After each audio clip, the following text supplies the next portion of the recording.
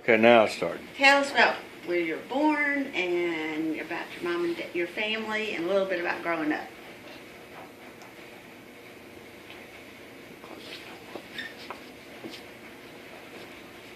Boy, that's a good one.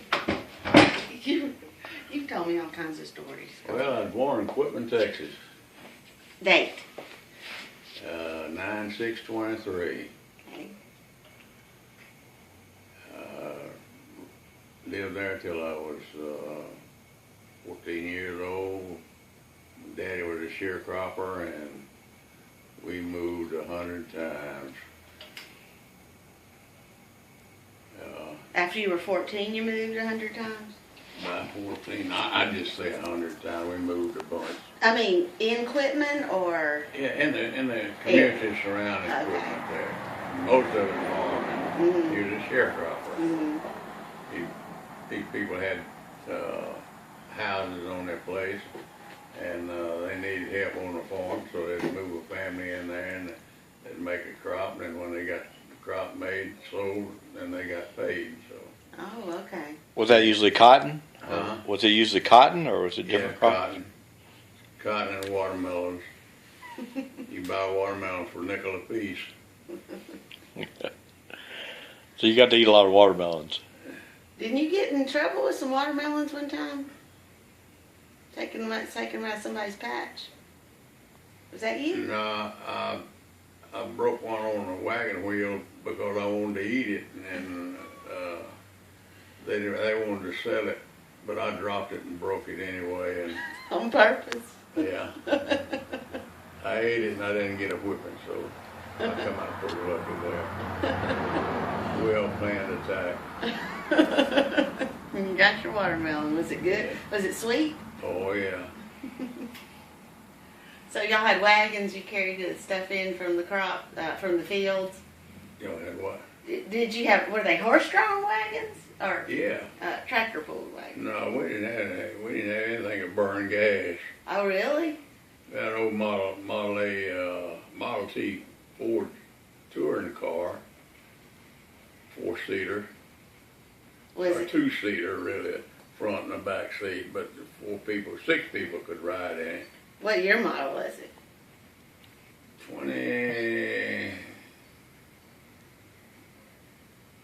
I want to say 24, but I'm not sure about that. Yeah, that's pretty good though. But that was be the year after you were born.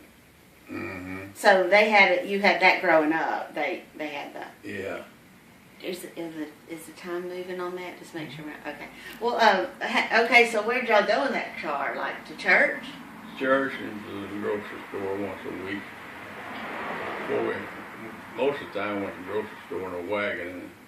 Really? Yeah.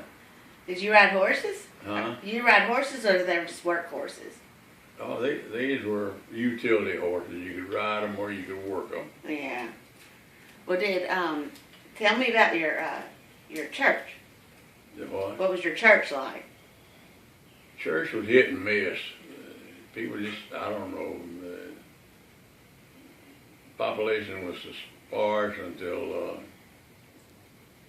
you didn't have many churches around, little get-togethers. Yeah. But Did y'all have a preacher? The same well, preacher? later on we did.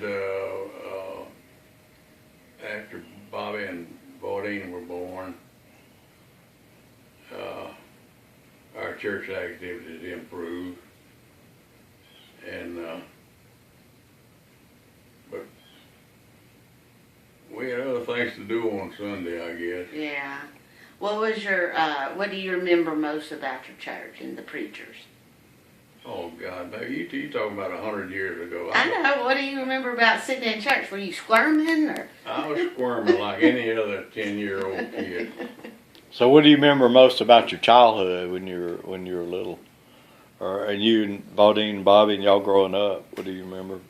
Playing in the sand, dirt, building things.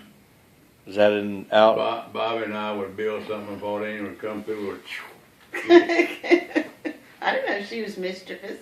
Yeah. Was that like in fields, or is that like under the house, or? It was out in the front yard. Mama didn't allow grass in the yard. Why? She didn't like grass.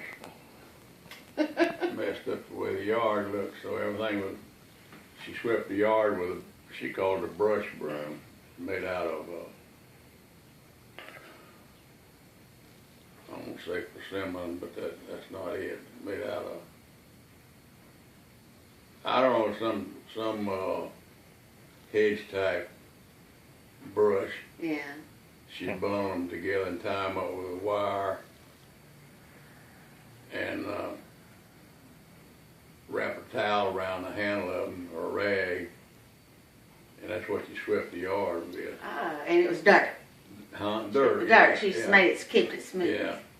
That's We interesting. swept the yard with that though, and it kept the dirt smooth down, and you picked the leaves up by hand.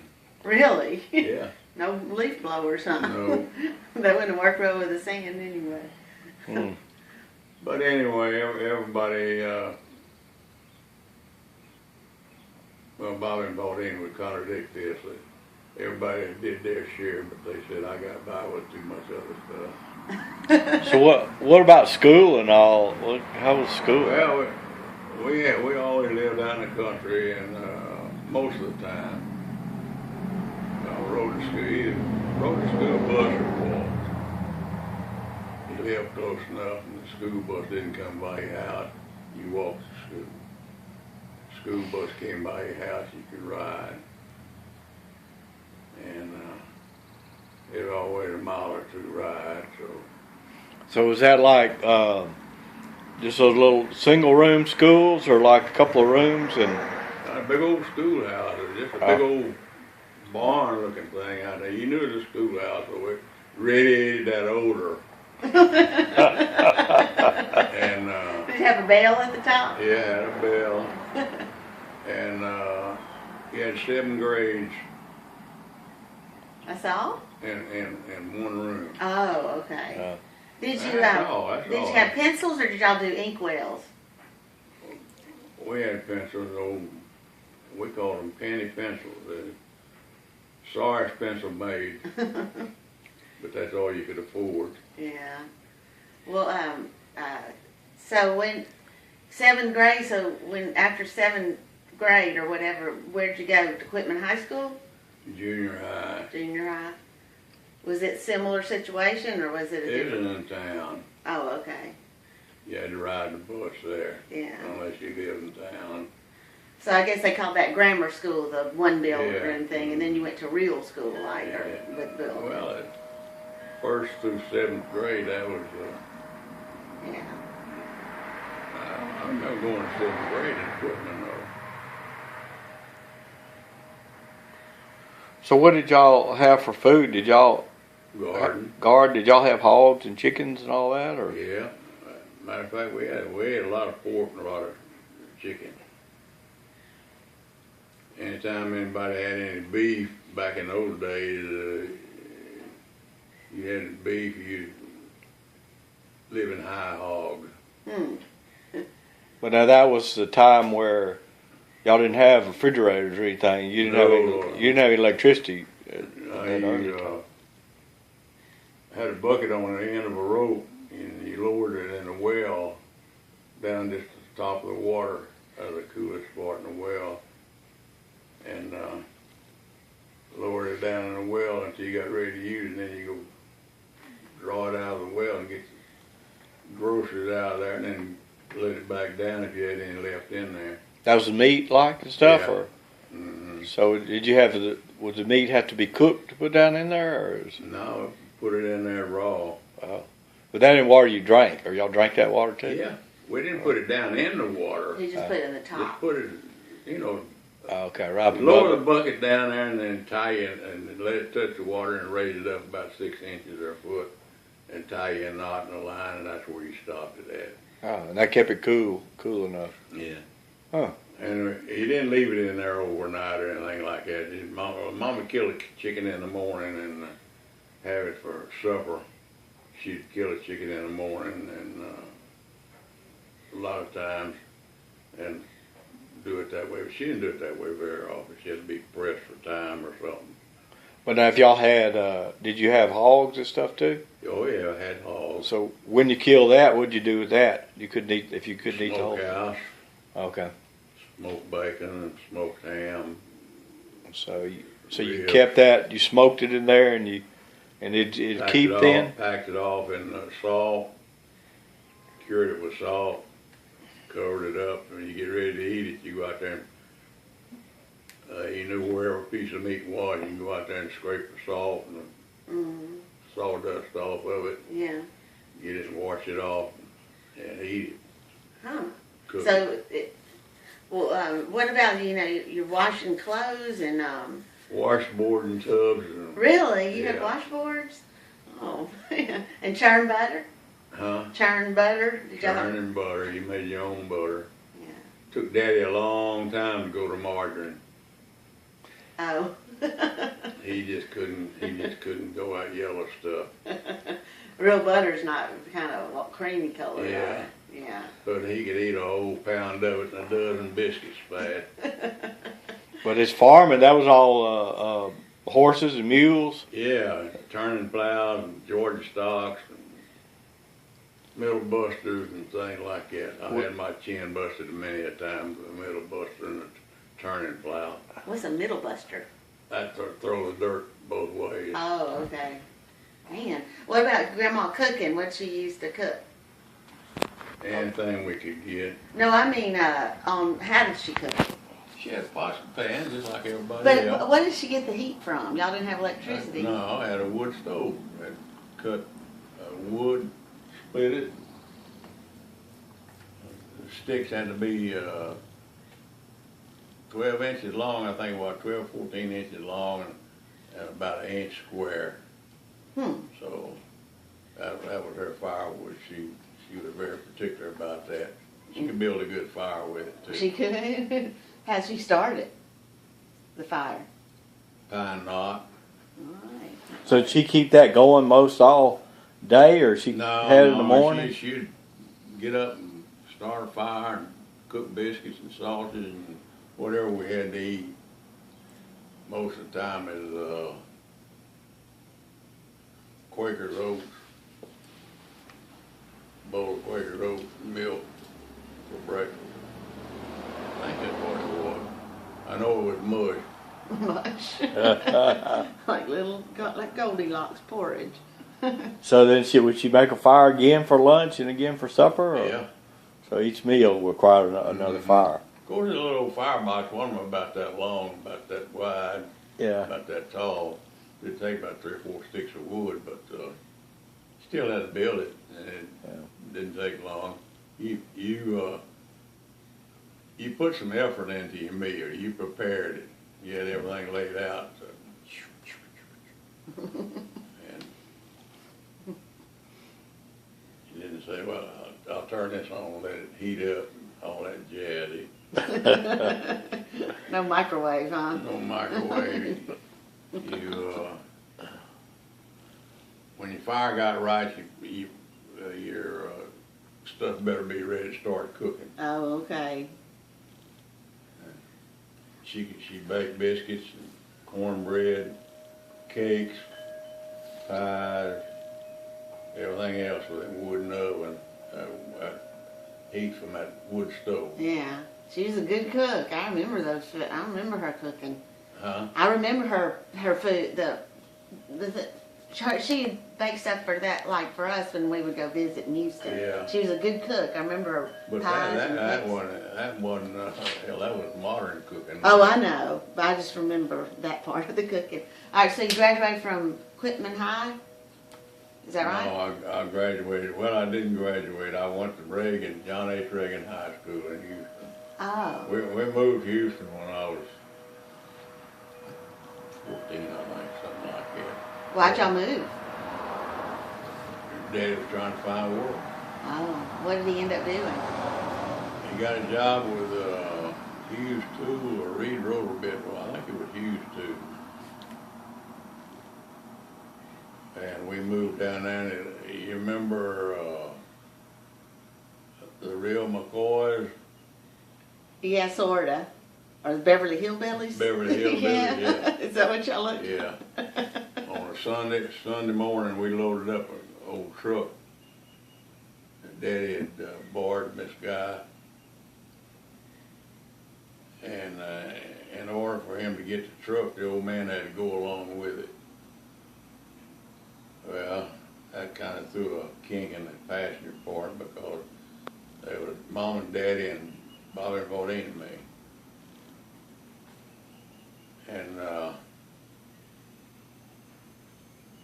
they had us rode in the front seat, and we rode on top of the household stuff in the back. Like Ellie Mae and Jethro. Huh? Like Ellie Mae and Jethro. Yeah. We rode that thing from Quitman to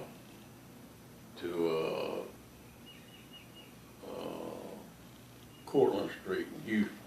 Cortlandt Street. That's what y'all's house was. Cortlandt.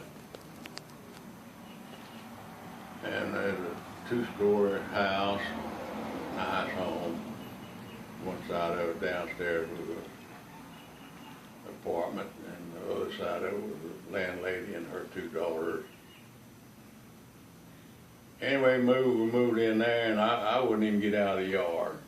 Why not? Hell, I was afraid I'd get lost. Oh, because you were in the city all of a sudden. All of a sudden, I'm in big city. Yeah. Whitman and Mineola and Winsboro weren't anything.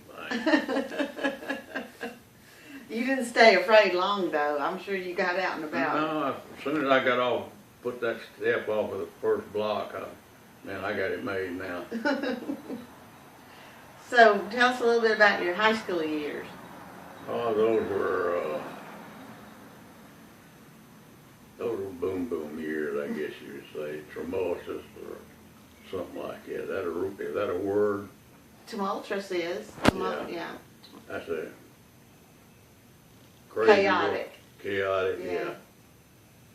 Yeah, me being in a new place, not knowing anybody, and going into big ass high school. I mean, a big high school. What was it called? Ronald Reagan? Reagan, John H. Reagan, yeah. Heights, off of Heights Boulevard out at 11th Street, I believe, 11th or 12th Street. All right, Papa, we're back in business. Ready? Yeah. All right, we were at the, you were in high school still, and you joined ROTC, right? And played the bass drum. Mm-hmm. It was as big as you. Mm-hmm. It was as big as you. Yeah, bigger. Was I it couldn't see over them, if we put it that way. Why'd they put you on that? And it was fun and parades. I marched in parades. Yeah. I mean, we had some big parades too. Really? I guess so. Downtown Houston. Yeah. Boy, we beat them drums and strut. But I finally got on a snare drum, yeah. Could you I flip like your that. drumsticks? Yeah, drumsticks. I was beating on everything, every table I'd come to. Carry my drumsticks with me. I didn't know you were a drummer. Yeah, that's what's the matter with me now, Why? being a drummer. What's wrong with you? I don't know. Okay, what kind of music did you listen to? The one what? Music did you listen to? Big band there, that's all we had. Okay. So what was, you were a kid growing up in the Depression time, right? Right, So, but that's when y'all lived in Quitman, right? right. Yeah. And in Houston. Okay. So, so you graduated. How many grades were there in high school? 120 or something. I didn't graduate with that much. I dropped out and got in the Navy. Uh-huh. And was in the Navy 3.5 years, 3 years, 9 months, and 25 days. So, What's funny about that? Did you remember it? Did you remember it? Did you yeah. remember it? Right at 95, 90, going on 96, I guess you're right. But tell us your ID number in the Navy. Huh? Your ID number in the Navy, or whatever that, you know.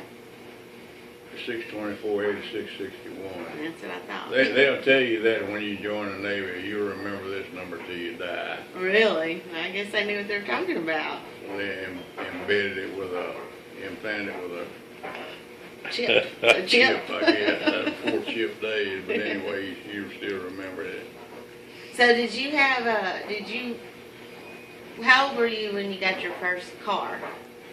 Well, I wanted to hear a little more about I Navy was stuff gonna, too, I though. know, it just popped in my head. Yeah, Navy stuff. When where'd you train and where'd you go and all that? Well, I signed up the Houston Volunteer. The USS Houston was a cruiser that the Japanese sank, and the city of Houston put on a recruiting poster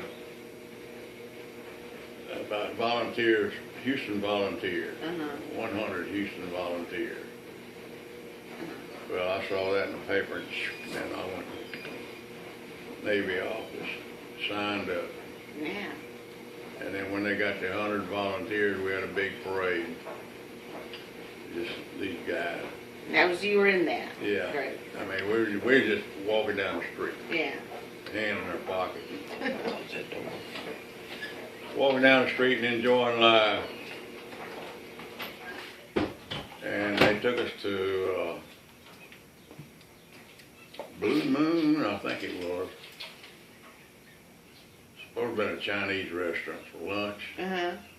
Didn't eat lunch. Why not? Saw that steam table and I couldn't go it. Anyway, they kept it around there for a while and said, all right, we'll be back at the office in the morning. Went down there the next morning, they had signed us all in and got our ID cards and all that stuff. And I don't know the exact details from there to when I got aboard the train.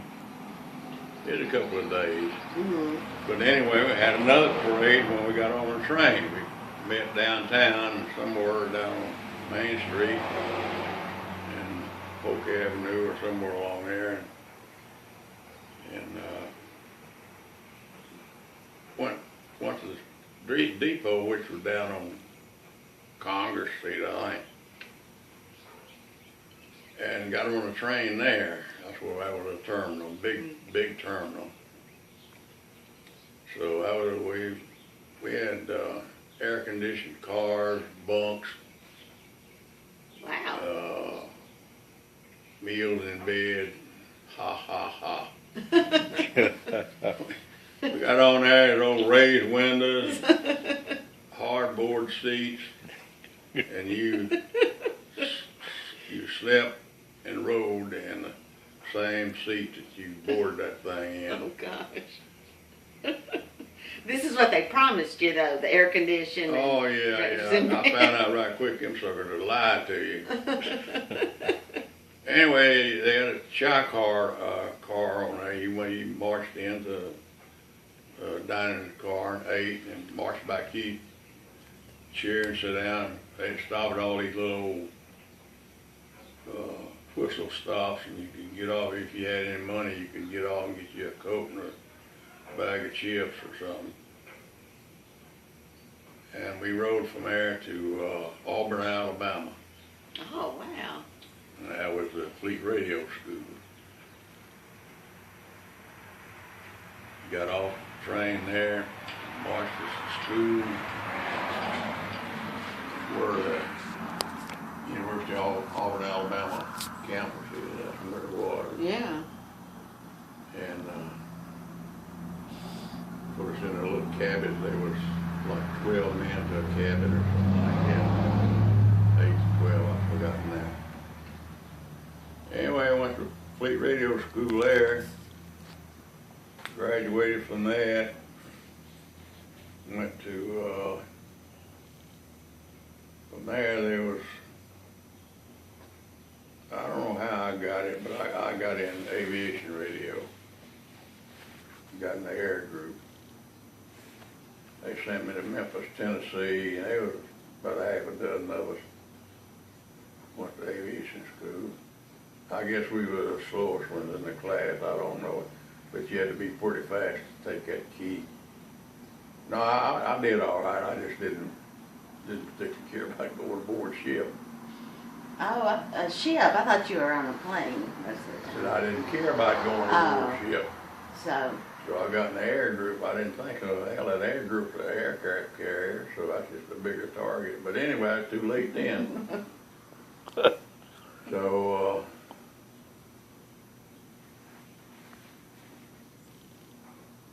went from,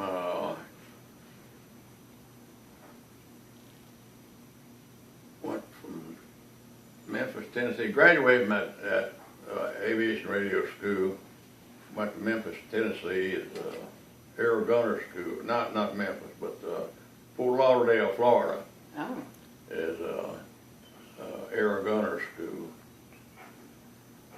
Graduated from that, went to Norfolk, laid around for a while. They shipped us out to Trinidad aboard a ship, cargo ship. where's Trinidad? South America? Central America? Off the coast of South America, Venezuela. Yeah. And we had to stop at all the little islands and drop off supplies. One place we stopped, I think it was Jamaica. We couldn't get off the ship. The natives was working the docks. They unloaded, I don't know how many cases of Pabst Blue Ribbon beer. And we had to walk along there, and this chief boatswain mate, he was in command of the deck. I saw him kick a native right in the butt, send him over the side. He said, "Go get it." And I looked at my buddy there, and I said, "Go get what?" He said, "That case of beer he dropped over the side." Did he do it? He doed it. He went down, he got that case of beer and brought it back up. When he got it back up on the deck, he said, "You're fired." Oh, man, that was mean. It was a native. We got laughing. He said, that's the way you got to treat them. If you don't, they'll stay you blind. Golly. So, anyway, that was our fun part of the trip. They flew us from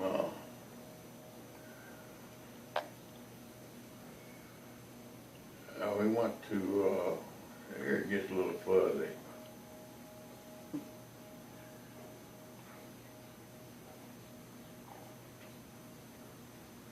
I think we docked in Puerto Rico, and we debarked, and they put us on planes, cargo planes, and flew us to Trinidad. So the base was inland, and Yeah. so went to Trinidad.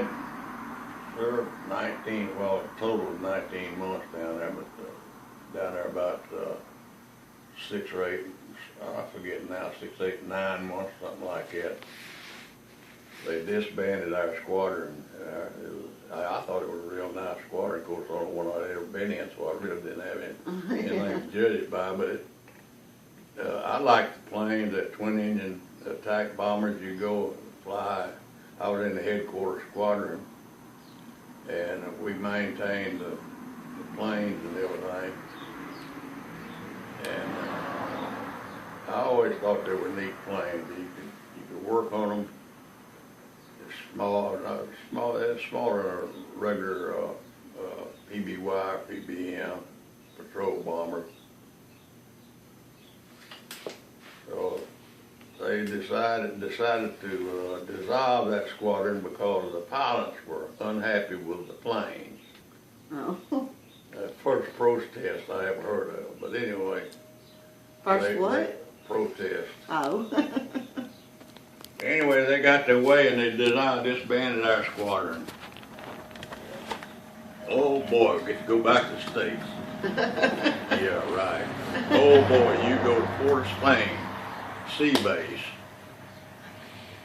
Port of Spain. Yeah, Port of Spain. That was a dock in Trinidad. Oh, okay. And Port of Spain was the name of the town. Okay. And the air base was there. So they call it Port of Spain. Shagaramas is what it was called. And I forgot that name for years. Shagaramas? Shagaramas. And I got a call from John. He said, this is years later, talking about Shagaramas. I'll do it now, I'll forget it later. Uh-huh. Got a call from John. He said, what are you doing? I said, what are you doing? He said, I'm at Shagaramas. I said, what? Shagaramas. Out in Trinidad? Yes. I said, oh my God. I said, what are you doing there? He says, well, I'm standing on a ramp where concrete goes into water to launch planes, or seaplanes on. And I had thought about that name, but couldn't think of it. And anyway. So anyway, they said, no, you cats are not going anywhere. Y'all going to go to the seaplane base and do out your tour duty here. Well, we did a total of 19 months there. And orders came through that they send us back to the States. 150 of us, 150 personnel was shipped out. 149 went to split up between Jacksonville, Florida, and Corpus Christi.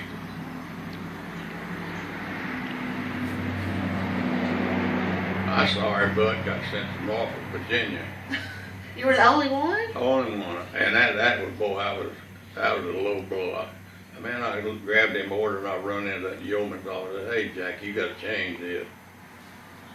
No, I can't change it. I said, heck, you can't. All you got to do is just change that name. He said, I know what I can do, but I can't do it. I said, why? He said, well, your name came in specific. What? I said, man, I screwed up bad in the short time I've been in this organization. I said, where am I going? He said, well, you going like it says out in Norfolk, Virginia. I walked out shaking my head. But anyway, they sent me to Norfolk. My folks lived in Houston. 149 of the guys was between Jacksonville. Some of them got sent to Pensacola too. Jacksonville, Pensacola, and Corpus Christi. Corpus Christi. I wound up with the best duty of all. Really? What was it? A radioman on an admiral's plane. On an admiral's plane? Well, he was a Commodore, but they called him Admiral because he was over Fleet Air Wing 5. Oh. And went up in Trinidad under Fleet Air Wing 11. So I asked him, I said, what did where did I screw up?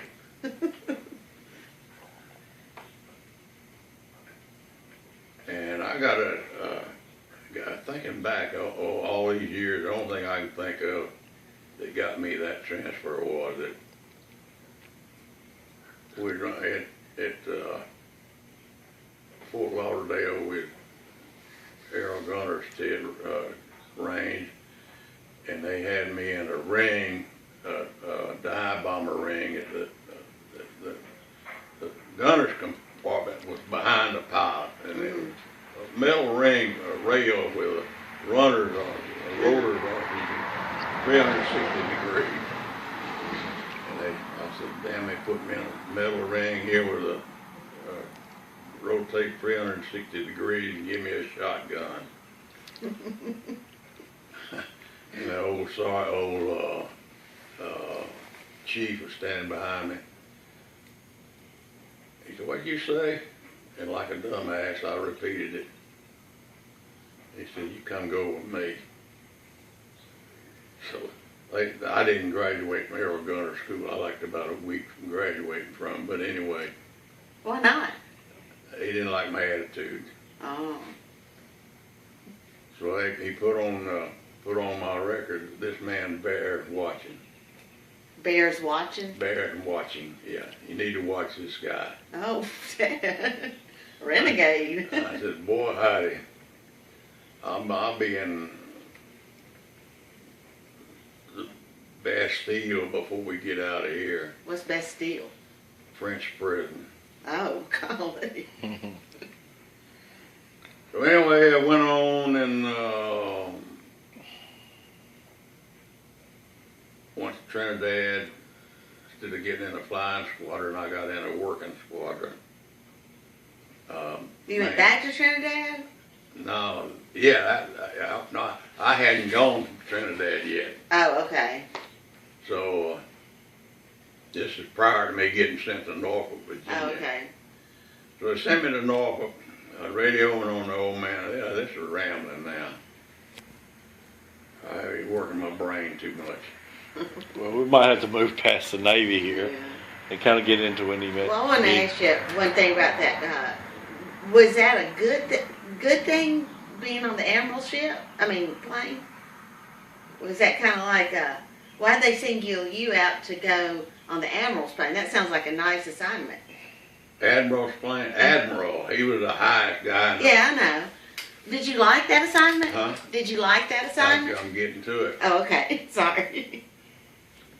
So anyway, I got up there and signed on with him. And we're still in headquarters squadron. Uh-huh.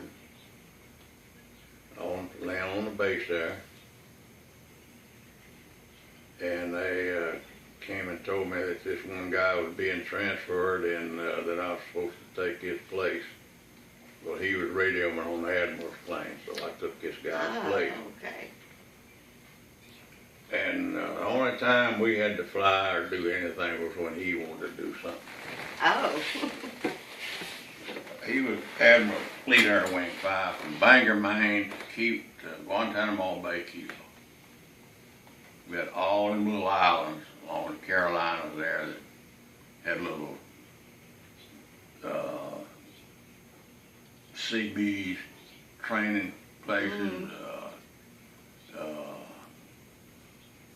diving schools and all that. Well, we had to make them little islands every so often. Well, in order to make those islands, he had a Grumman 15 or whatever, I don't remember what it was. Now, it could land on land and water. Oh. And he loved to fly because he didn't have anybody else up there except himself. Carl Trussell was the plane captain. He was a mechanic, and I was a radioman. And we'd take off with island hop. Uh-oh. And he'd leave us, we'd land, and he wouldn't take the plane on, he'd leave it on the water. They'd send a crew boat out there and pick him up, take him in, we'd lay up there on the wing and sleep, or somewhere in the plane and sleep. In the ocean? Huh? In the In the ocean? bay out there. Yeah, but in the water. Just anchored out there. And then we'd pick him up. I mean, they'd bring him back out. We'd pick him up and we'd take off again to another one. Well, one day we was laying up there asleep. I heard this motor launch coming up. I looked down. Hey, Carl, we got company. And he woke up, rubbed the sleep out of his eyes. We're over there. He said, "Oh boy, they got something aboard that boat there that looks like it's coming over here." So they pulled up alongside and it was unloaded 3 sacks of oysters, fresh oysters, right out of the bay. Wow. Old Carl like to broke his neck. He said, "God damn oysters." He went and got him some tools and came down there and got in the waist hatch of that plane where you could dip your hand out in bay water there. He'd crack him thing. Did you eat them too? No, I wouldn't eat them. I was a dang fool. I didn't know better. So he sat there and ate a half a sack of those oysters and he stuffed them back in there. Stuff the empty shells back in there? No, dumped them in the bay. Oh. Then we got back to Norfolk and unloaded them, and the old man stood there and watched them unload them. And that half a sack come up there, and he, oh, wait a minute here. I ordered 3 sacks.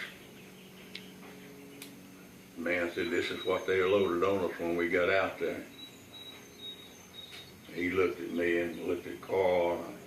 I don't eat those things. He said, I can understand that.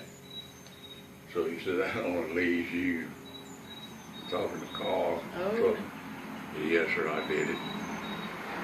So he said, you might well take the rest of that sack then, because that's nothing to take to the house. So he got him a full sack of oysters out of it anyway. And he didn't get in trouble? No. Anyway, we stayed there.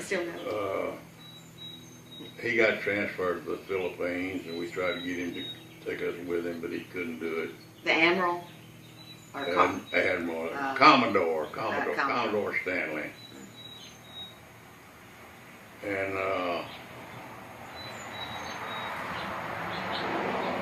flew up to Washington one day for a meeting he had called into. And he came back to the hangar and we got in the plane. He sat there a minute and he said, well, got something to tell you. He said, I'm being transferred to the Philippines. Hey, take us with you. I can't do it. He said, y'all just hang tight. He said, about another 6 months the war will be over with. Oh. So, anyway, that helped. Was it over in 6 months? Was World War II over in 6 months from then? About 6 months, yeah. Yeah. But anyway, when he left, they put me back in the grinder then. They kept telling us, we're going to get your ass.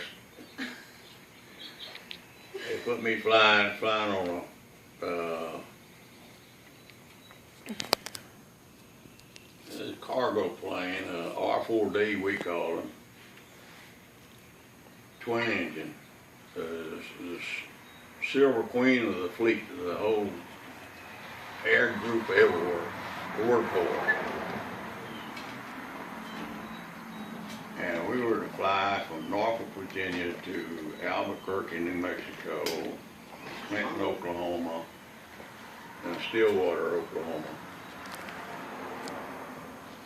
And pick up these crews and the radio gear of the plane that they had flown out the day before, or a couple of days before, and fly them back to Norfolk. The milk run, just regular.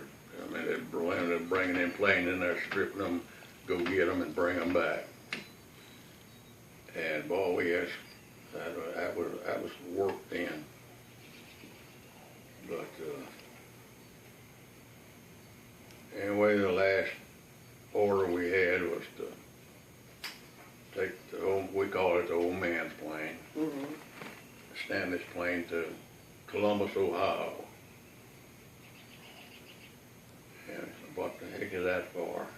Evacuation, hurricane evacuation. They'd taken up clothes for 7 days. So we got loaded up, took off to Columbus, Ohio. We stayed up there 7 days and flew back to Norfolk. Was there a hurricane that was headed for the coast? Yeah. Okay. Where else do you think it was? Well, I mean, I didn't get... Norfolk right on the Atlantic Ocean there. They were y'all were evacuating, I get it. And yeah, we evacuated. The airplane, damn the crew. Yeah. So we got back to Norfolk, got everything squared away, and they started calling names on the PA system. Went in, says, here's your discharge papers. I said, hell, I ain't ready to get out of the Navy. Well, you're going because your date's up, and we're trying to get everybody out of here that we can. Anybody we had that food we want to get rid of. So go home, spend about 3 months, 2 months, whatever you want to do. You had 90 days to make up your mind. And make up your mind what you want to do. Okay, so I went home. I said, man, this civilian life ain't bad. Drinking beer and chasing women every night. So I didn't think about the money part of it. And they paid us a great salary, $17 a month. In the Navy? In the Navy. And I was aviation radioman second class too. I made 25 when I made second class. Oh, okay. Good grief. And I mean, you say that that was good? $25, yeah, that was good. That was good pay. Oh, okay. And I had an old chief Well, postmate in there that chief warrant officer that he's always on my tail about. Did not have any desire to advance. Blah blah blah. I said, well, I'm pretty comfortable where I am. But anyway, this came as this discharge came up, so I had to leave. And got home, fooled around 30 days, that's all right. 60 days, it'd be getting boring. So I just decided one day, heck, I'll just go down and ship over. What's that? That means reassign. Oh. Went down to the chief's office. Told me, Chief, I'm back. I'm gonna get back in. He said, well, it's Friday afternoon. We can't do anything today, so doctor's gone. Can't process any paperwork, anything. Be back here Monday morning. We'll sign you up. Well, I let it slip over the weekend. I was missing something to Bobby. Bobby, I had to go tell Mama. Man, you think a Greek happened. Mama's out. She wasn't Greek, but she was super Greek that day. She come in there crying and raising all kinds of Cain about me wanting to get back in the Navy. I figure if it's gonna make her feel that bad about it, I won't go back in. So I called her chief Monday morning and told him I wasn't coming back. Did he ask why? Yeah, he said, well, I can't blame you there. And you told Mama even came down when they had the parade when we was going to get aboard the train to go to Norfolk. To San Diego. You left that part out. You trained in San Diego? Yeah. Okay, that was like. Why? How come I left that out? Too much to remember, I guess. Anyway, she came down the day that we were to board the train. So we was all lined up marching down Main Street there, going to the depot. And all of a sudden this little 110-pound dynamite come breezing up out the side and grabbed me by the arm. I thought I was going to have to carry her off the street. She just wasn't going to turn loose. Aww. And finally one of the MPs had to come out there and take her away. Aww. She was going to march to that train with me. And I said, well, you can go with me, but not out here in formation, you can't. So anyway, she didn't want me to go the first time. Yeah. So my name is out there on Heights Boulevard around 11th, 12th Street, somewhere along in there, on a memorial, Houston Volunteer Memorial. Really? And a big granite sign there. And all those that were signed up for it. So is it still there? Yeah. Wow. You'll never get to Houston, go out there and find it. Well, yeah, you GPS that address on those streets. What street did you say it was on? Heights Boulevard and 11th Street. 11th Street. I think it's 11th. I'm not sure about that. Yeah. And y'all were the Houston 100 Volunteers. Houston 100 Volunteers. Navy, and you were 60 days out, and you were bored, getting bored. Yeah. And then you told us about the memorial, or the thing about the Houston 100, the granite stone marker, and that's kind of where you stopped. You went back and told about Grandma. Were you videoing when you? Yeah. So after 60 days, they give you what, 90 days to find out what you want to do. Decide whether you want to go in or stay out. Well, we had that part about him, Yeah. about all that. We had all that in there. We Yeah, got I all know. that. I think that's it. That's it. Life in the Navy. After that, it was gangbusters, So, chasing women and drinking beer. Okay. so what happened after the Navy? That's How old probably were you when you got out of the Navy?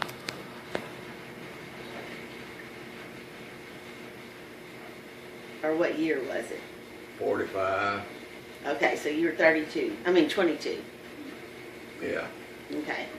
And so, okay, now we're going to get to the part where you're going to meet Ghee. What you did in between and when you met Ghee. How soon? Oh God, she killed me. I mean, Why?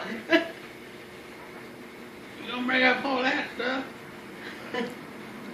We're getting your version, you know. Yeah, I know. So bless her heart, she's not here to give her side of it. I know, but I think we've heard a little bit of it. We can't know about stuff, and I would have liked to have heard her story too and had it on video. Well, I'm taping. He's gonna start talking because of the cigar. Cigar. Yeah, I know. No, that plus.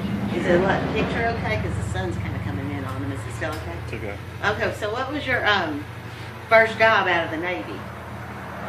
Worked in the city of Houston. Okay, and that's where you met Ghee, right? Yeah. Okay. Tell us about when you met Ghee, Mom.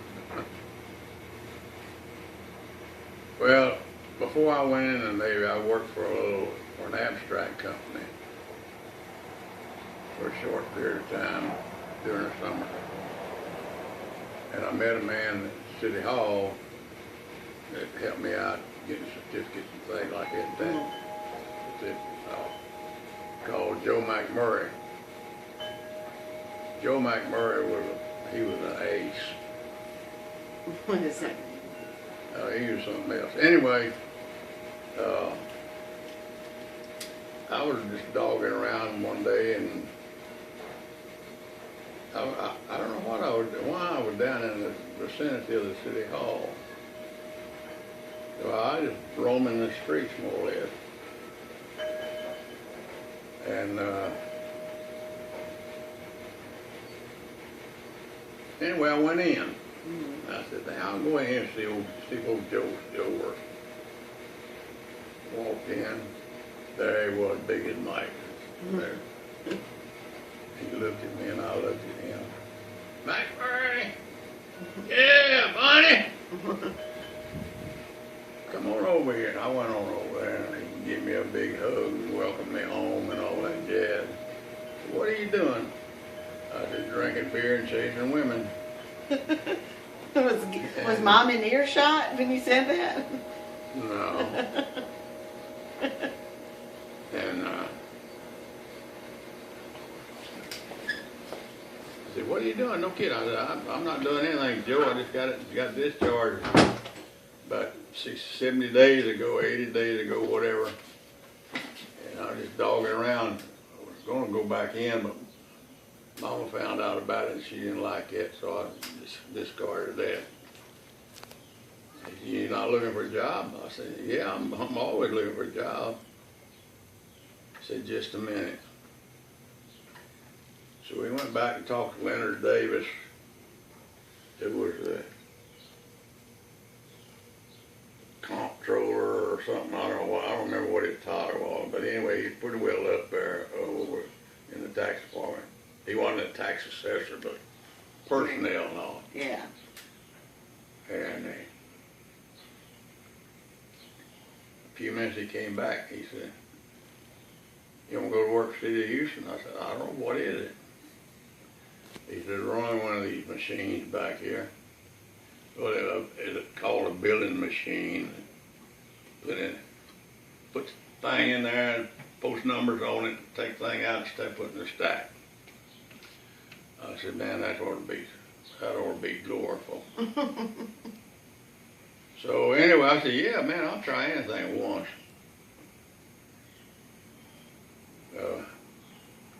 He went back. He said, come on back here. And I went back and met Mr. Davis. We talked.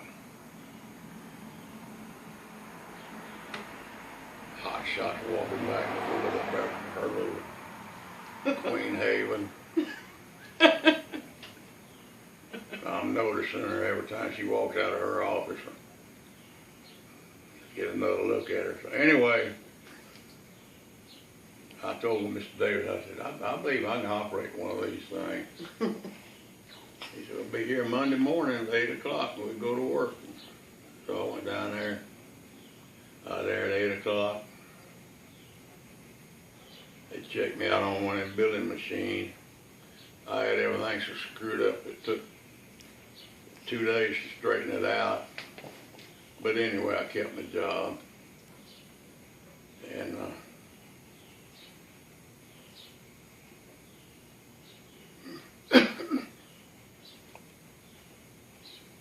worked out there in that department for, I don't know, not too long, a year or so.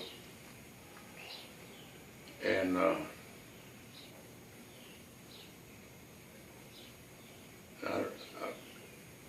moved over to Leonard Davis. I mean, not Leonard Davis. Whatever. I know it wasn't E's either.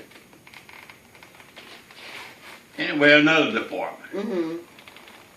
They get me out of the office.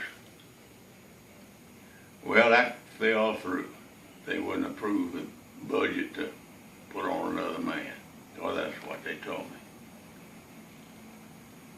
So I worked with another guy there, and they drew maps every day of the city of Houston. All these new additions, adding on there. It was growing. City plaque. He had things stacked up that high. That was an all-day job of electric racing, entries, entering entries, new landowners. Now, that went on for, I don't know, a while. And I pulled in the tax files for a guy who worked at the Texas company. I didn't know him, but he was in the production department. And I was handling his tax stuff there. So he came in, his personal property. He came in, we were talking about it, and I showed him this, that, and the other. And I said, y'all hiring anybody at Texaco? He said, oh yeah, they hiring some every once in a while. You want to go to work? I said, I'd like to get out of this rat race. All the time now, Mom and I, took me a year, I think it was, to ask her to go have coffee with me. But anyway, we were getting along pretty good. I had a coffee shop downstairs. He said, let me check around. I might come up with something for the job. So I told Lilly, I said, I don't want to tell you this, but I'm going to anyway. See, I'm thinking about leaving this office down here and going to try to go to work for Texaco. More money? Yeah, good. So we done got solid now. I mean, engaged and everything. You skip too much. Go ahead.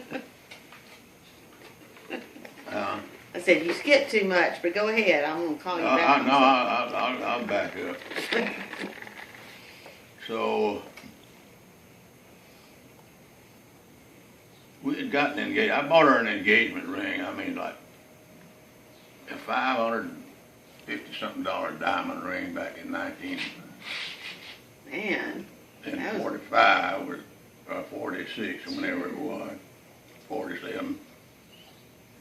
Goodness. That was unknown. Yeah. That's a, I was paid a, that $1 down, $1 a day, or whatever. Got it paid off, then I could take it out of the store. uh-huh. Well, we still couldn't take it home. She couldn't wear it. Why? Her folks, her grandma. Oh, okay. So now here comes another hurdle, getting past grandma. But y'all, what'd y'all call her?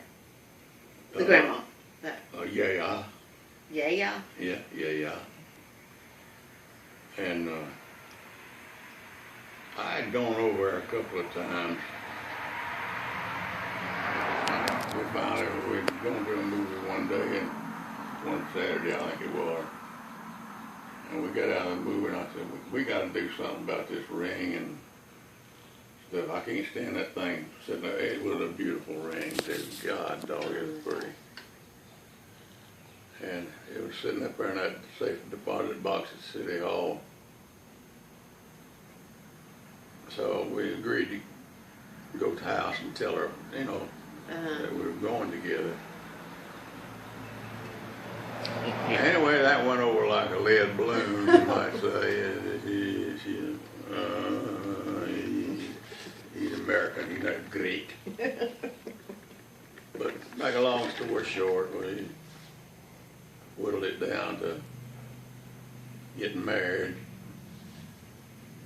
Well, in the meantime, I did quit City Hall and went to work for Texas Company.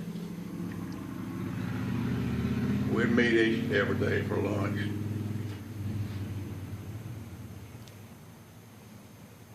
And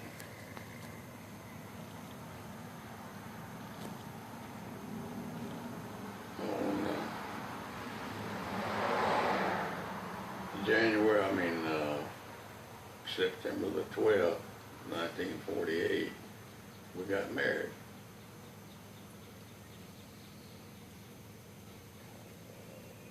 Moved into, I was sick with the flu. When you got married? We got married. And, well, I was getting over it really, but she had furnished that. We went down to the furniture store there in town, and she had picked out the furniture she wanted. And they delivered it, set it up, everything. So when we got married, they didn't Texas Company wouldn't give me any time off. Oh, they would? Honeymoon, 3 days. I mean, 3-day weekend. I said, the condition I'm in, the way I feel, I don't think so. So we went we spent the night in the motel, and the next morning I cleaned up the room and everything and moved to the garage apartment on Henninger Street. On what street? Henninger. Henninger. Henninger. Henninger. Out there in East End. And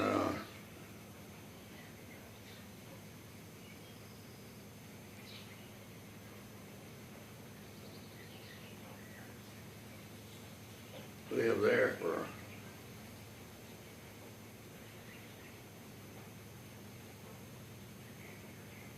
55, I guess it was. So Deb was born? Deb was born in that apartment, yeah.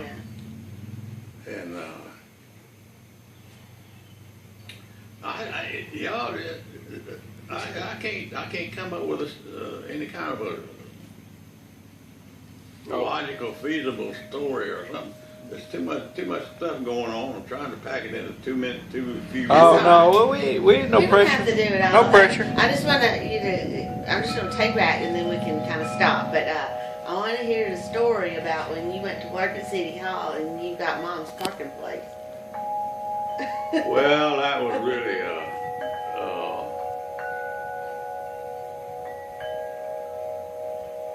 she thought I had her parking place, but I didn't. Did you win? I couldn't have her parking place because we didn't have 2 cars. But anyway, I had a parking thing came out. I don't even remember what it was. That's her concoction there. It made the Houston Chronicle. It made the I know it. No, that was a bunch of bullshit too. Well, did she chew you out in the parking lot? Yeah. I made her mad about something. I don't remember what it was. Did you win? Did you win that argument? Hell no, I never did win an argument. Is it running still? Well, all right. So, all right. How did you win over her grandmother, and did Tina and Maisie like you? Wait a minute, that's it. Oh man. Oh, my battery's low. Okay. Well, maybe it's still charging. My battery's just low. Perseverance, I guess. Just worked at it. Yeah. Did you charm her? Oh yeah. How did you charm her? Do anything she wanted me to do. You learned some Greek? Yeah. A few words. Yeah. I could come in. We always came by her house in the afternoon after we got off work. Mom would pick me up at the Texaco building, and we'd go by. Don't record this. We can pick this up later. Go Well, ahead. Just keep. Yeah. well, I mean, I can't. I'll just stop it. Oh, okay. Oh.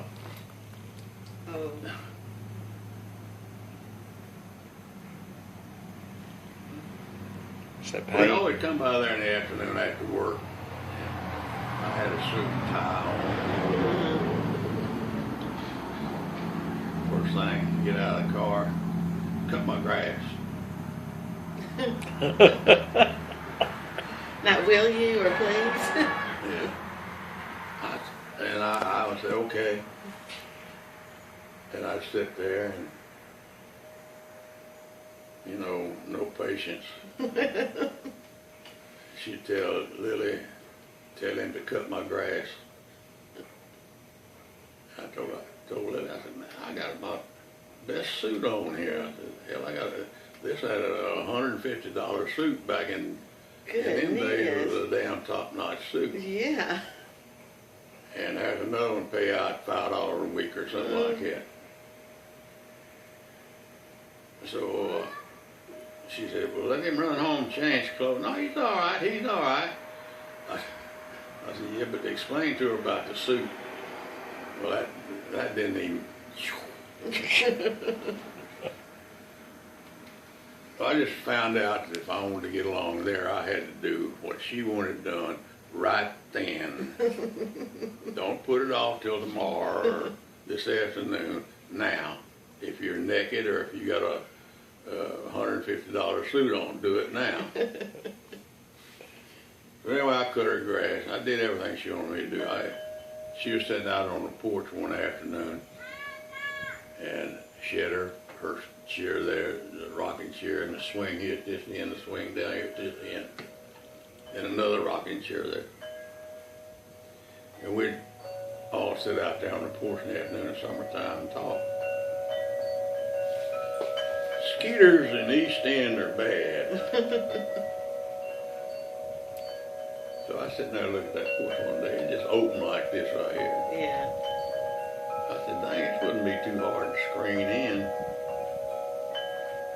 So I was thinking all this to myself. Mm-hmm. I said, I get a hold of Frank Stabler, was my landlord. He was a building contractor. Uh-huh. And I said, I'll talk to him about it and get him to give me a hand on it. So we did it, built her a nice screened-in porch, screen door to it, and put her swing back, set everything back like it was. Uh-huh. But when she come out there and sit down, she was proud. She said, now I can look down the street any direction I want to. She didn't want to look because she wanted to see people looking at her. Oh. I didn't want people looking at her. Sounds like a group that don't trust anybody. Now that we were already married then. Mm. But that put lots of brownie points in my. Hey, you know that guy? Are we gonna stop it there? Oh, one more question. Okay, this is back from the beginning. How did, you said Bobby and Valdine would argue with you about equally doing the chores, but you got slack cut for you? Were you Grandma's favorite? They said I was. Okay. I don't think so. I got slapped about as many times as they did or more. Okay, you might have been her favorite, Dad.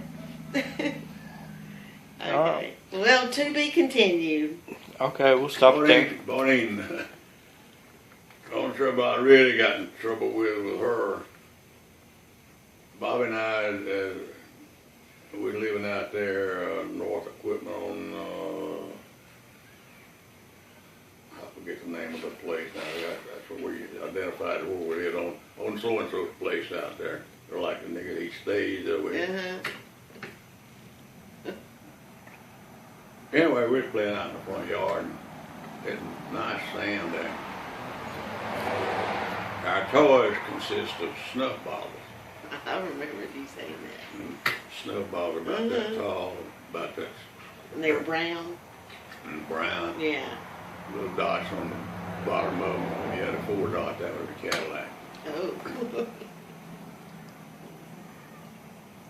Bobby and I had a highway built, bridges and everything, and that sand, and man, we had to run and snuff bottles on. Boy, he come out and run out through that. Boy, headed back for the house, and I don't know, there was a piece of 2x4 about that big laying there. And I picked it up and threw it, just in the general direction of the house. Well, just as she went through the door, screen door, that piece of 2x4 went through the screen door, hit her in the back. It didn't hurt.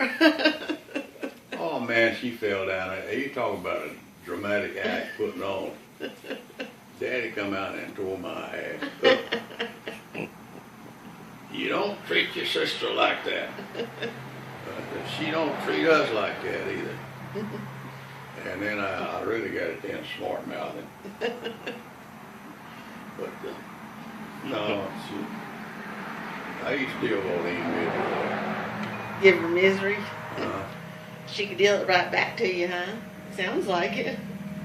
Yeah. Yeah. Well, that's probably a good place to end. Okay. We appreciate you talking. We did a good thing. Hope it all turns out right. We got part of your life there. Yeah. So, thanks for sharing. I'm gonna stop.